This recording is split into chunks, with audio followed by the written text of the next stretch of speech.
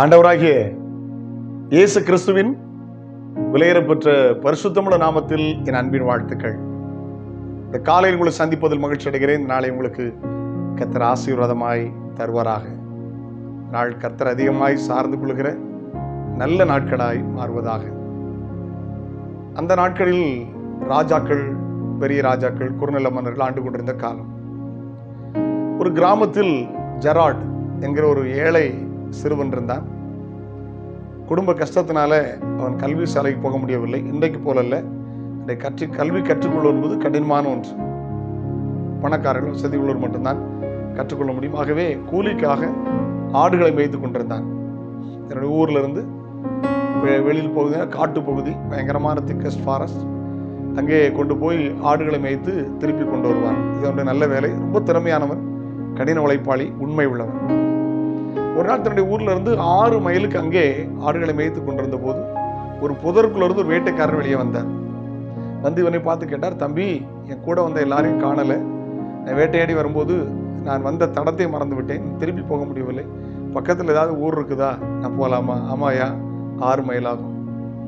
அப்போ அவர் கேட்கிறார், என்னை கொண்டு விட்டுடலாமா? அப்போ சொன்ன, வர முடியாதுயா, நான் ஆடு மேய்ச்சிட்டு இருக்கிறேன், இப்படி வர முடியாது.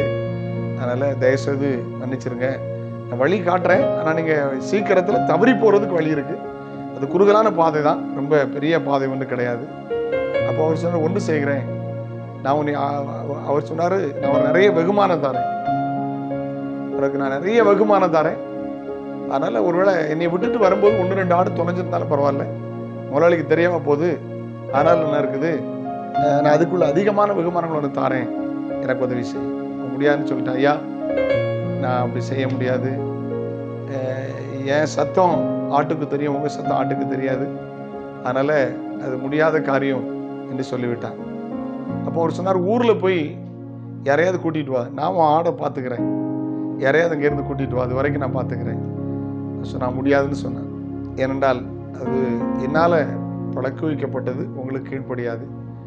ரெண்டாவது, ஐயா மன்னிச்சுக்கிடுங்க, நீங்கள் முதல்ல சொன்னீங்க 2-3 தொலைஞ்சாலும் பரவாயில்லன்னு. நான் உங்களை விட்டுட்டு போயிட்டு வரும்போது நான் எப்படி நம்பிக்கையாக விட முடியும்? இதே மாதிரி தான் நீங்கள் இருப்பீங்க. உண்மை இல்லாதவங்ககிட்ட நான் செய்ய விரும்பலை. வேணா, நான் ஒன்று செய்கிறேன், இந்த வழியை காட்டித்தரேன், வேணா முயற்சி பண்ணுங்க அப்படின்னு சொல்லவும் அவரை தேடி அங்கே இருந்த ஆட்கள் வந்துட்டாங்க. வந்தபோது தான் தெரிந்தது, நிறைய பேர் வந்துட்டாங்க, பயங்கரமாக உபசரிச்சாங்க. வந்த பிறகு தான் தெரியுது அவர் இந்த நாட்டினுடைய ராஜா என்று. அவருக்கு அந்த பையனை ரொம்ப பிடித்தது. அவனை மறுபடியும் அடுத்த நாளே அரண்மனைக்கு வர சொல்லி அவனை படிக்க வைத்து ஆளாக்கி பெரிய ஆளாய் மாற்றினார் என்று ஒரு உண்மை சம்பவத்தை ஒரு தேவ மனிதன் எழுதின புத்தகத்திலிருந்து வாசித்தேன். பைபிளில் வாசிக்கிற அந்த ஓமையை சொல்லும்போது இயேசு கிறிஸ்து மத்தேயு எழுதின சுவிசேஷம் 25ஆம் அதிகாரம் அவருடைய 21ஆம் வசனத்தில் அவருடைய எஜமான் அவனை நோக்கி, நல்லது, உத்தமமும் உண்மையுள்ள ஊழியக்காரனே, கொஞ்சத்திலே உண்மையாயிருந்தாய், அநேகத்தின் மேல் உன்னை அதிகாரியாக வைப்பேன், உன் எஜமானுடைய சந்தோஷத்துக்குள் பிரவேசி என்றான். கொஞ்சத்துல உண்மையா இருந்தா அநேகத்தில் அதிகாரி வைப்பேன், எஜமானுடைய சந்தோஷத்துக்குள் பிரவேசி என்றான். எத்தனை உண்மை, அருமையான வார்த்தைகள். கொஞ்சத்துல உண்மை, அநேகத்தில் அதிகாரி வைப்பேன்னு சொல்லி அவர் அழைத்து அவனை படிக்க வைத்து பெரிய ஆளாக்கினார் என்பது சரித்திரம்.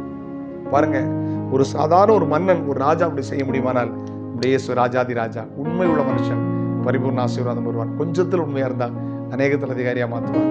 உண்மையா இருங்க, கிடைச்ச தாளத்துல உண்மையா இருங்க, குடும்ப வாழ்க்கையில் உண்மையா இருங்க, பரிசுத்தத்தில் உண்மையா இருங்க, ஆவிக்குரிய காரியங்கள் உண்மையா இருங்க, ஆண்டவர் நம்ம வச்ச சபை, திருச்சபை, அதில் உண்மையா இருங்க. உண்மை உள்ள மனுஷன் பரிபூர்ண ஆசீர்வாதங்களை பெறுவான். ஆண்டவர்களை ஆசீர்வதிப்பார். ஆண்டவர் கிருபை கொடுப்பதாக. ஜெபிக்கலாமா? வானத்திற்கும் பூமிக்கும் சர்வதிகாரம் உள்ள எங்கள் மகா பரிசுத்தமுள்ள பிதாவே, பரிசுத்த பிள்ளையாக இயேசுவின் நாமத்தில் ஜெபிக்கிறோம். உண்மை உள்ள வாழ்க்கை வாழ கிருபை தான். இந்த நாள் பிள்ளைகளுக்கு ரொம்ப ஆசீர்வாதமா இருக்கட்டும், நன்மை கிருபை தொடரட்டும். இயேசுவின் நாமத்தில் ஜெபங்களும் பிதாவே, ஆமென். நாளை சந்திப்பேன்.